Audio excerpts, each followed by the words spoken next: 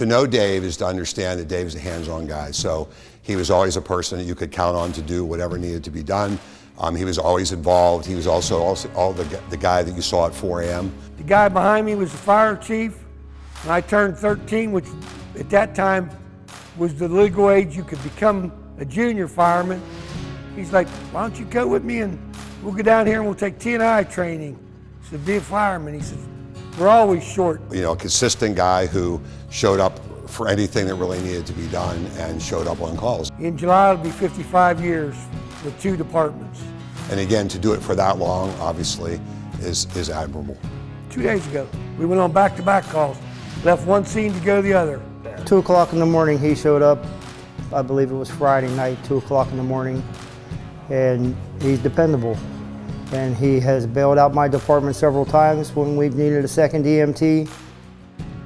So I went down at 13, took the basic T&I, which at that point was you climbed the ladder and did rope knots. Everything else was in the book. There was no hands-on, there was no level 1, level 2 fireman. And when I went to the service, they kept me active as a fireman, so if I came home on leave when there was a call, I still made the calls. I met Dave in about 1981 when we were doing a community service project for the Boy Scouts, and he came out and volunteered his time to work for the village to help us with the cleanup of the village. His dad was mayor at the time, and we contacted the mayor to see if we could get somebody to bring a tractor while we were doing the cleanup. And the next thing you know, Dave showed up on a tractor, and he was out there with a push broom and a shovel and helping. It's helping the people. I mean, when I came home from the service, my dad talked me into running for council. And he said, if you want to change your environment, you have to be involved in it. If you're not involved in it, you have no right to complain. So I ran for council and got back to the fire department. Dave has been involved in community service his entire life.